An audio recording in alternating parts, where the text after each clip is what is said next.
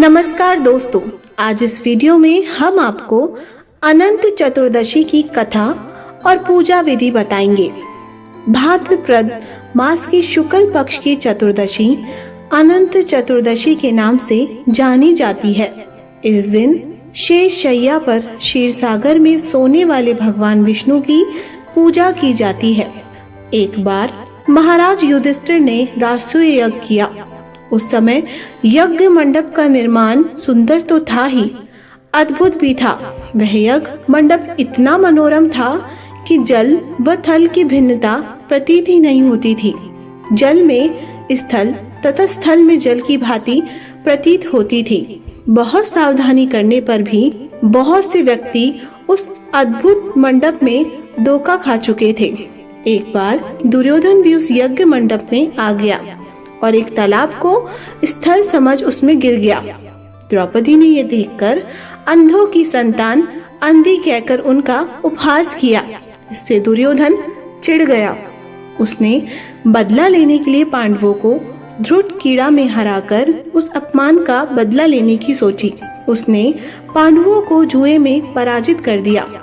पराजित होने पर प्रतिज्ञा अनुसार पांडवों को 12 वर्ष के लिए वनवास भोगना पड़ा। वन में रहते हुए पांडव अनेक कष्ट सहते रहे। एक दिन भगवान कृष्ण जब मिलने आए तब युधिष्ठिर ने उनसे अपना दुख कहा और दुख दूर करने का उपाय पूछा। तब श्री कृष्ण ने कहा, हे युधिष्ठिर, तुम विधि पूर्वक अनंत भगवान का व्रत करो। इससे तुम्हारा सारा संकट दूर हो जाएगा और तुम्हारा खोया राज्य पुनः प्राप्त हो जाएगा। इस संदर्भ में श्री कृष्ण ने उन्हें एक कथा सुनाई। प्राचीन काल में सुमंत नाम का एक नेक तपस्वी ब्राह्मण था। उसकी पत्नी का नाम दीक्षा था। उसकी एक परम सुंदरी, धर्मपरायण तथा ज्योतिमयी कन्या थी जिसका नाम सुशीला था। सुशीला जब बड़ी हुई तो उसकी माता दीक्षा की मृत्यु हो गई। पत्नी के मरने के बाद सुमंत ने कर्कशा नामक स्त्री से दूसरा विवाह कर लिया। सुशीला का विवाह ब्राह्मण सुमंत ने कौंडिन्य ऋषि के साथ कर दिया। विदाई में कुछ देने की बात पर कर्कशा ने दामाद को कुछ ईंटें और पत्थरों के टुकड़े बांधकर दे दिए। कौंडिन्य ऋषि दुखी हो अपनी पत्नी को लेकर अपने आश्रम की ओर चल दिए, परंतु रास्ते में ही रात हो गई। वह नदी तट पर संध्या करने लगे। सुशीला ने देखा वहाँ पर बहुत सी स्त्रियां सुंदर वस्त्र धारण कर किसी देवता की पूजा कर रही थी। सुशीला के पूछने पर उन्होंने विधि पूर्वक अनंत व्रत की महत्ता बताई। सुशीला ने वहीं उस व्रत का अनुष्ठान किया और 14 गांठों वाला डोरा हाथ में बांधकर ऋषि कौंडिन्य के पास आ गई। कौंडिन्य ने सुशीला से डोरे के बारे में पूछा तो उसने सारी बात बता दी। उन्होंने डोरे को तोड़कर अग्नि में डाल दिया। इससे भगवान अनंत जी का अपमान हुआ। परिमानत ऋषि कौंडिन्य दुखी रहने लगे। उनकी सारी संपत्ति नष्ट हो गई।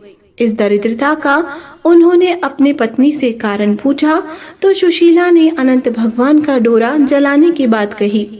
पश्चाताप करते हुए ऋषि कौंडिन्य अनंत डोरे की प्राप्ति के लिए वन में चले गए। वन में कई दिनों तक भटकते भटकते निराश होकर एक दिन भूमि पर गिर पड़े। तब अनंत भगवान प्रकट होकर बोले, हे कौंडिन्य, तुमने मेरा तिरस्कार किया था, उसी से तुम्हें इतना कष्ट भोगना पड़ा। तुम दुखी हुए, अब तुमने पश्चाताप किया है। मैं तुमसे प्रसन्न हूँ। अब तुम घर जाकर विधि पूर्वक अनंत व्रत करो। 14 वर्ष पर्यंत व्रत करने से तुम्हारा दुख दूर हो जाएगा। तुम धन धान्य से संपन्न हो जाओगी। कौंडिन्य ने वैसा ही किया और उनके सारे कलेशों से उन्हें मुक्ति मिल गई। श्री कृष्ण की आज्ञा से युधिष्ठिर ने भी अनंत भगवान का व्रत किया, जिसके प्रभाव से पांडव महाभारत की युद्ध में विजयी हुए तथा चिरकाल तक राज्य करते रहे।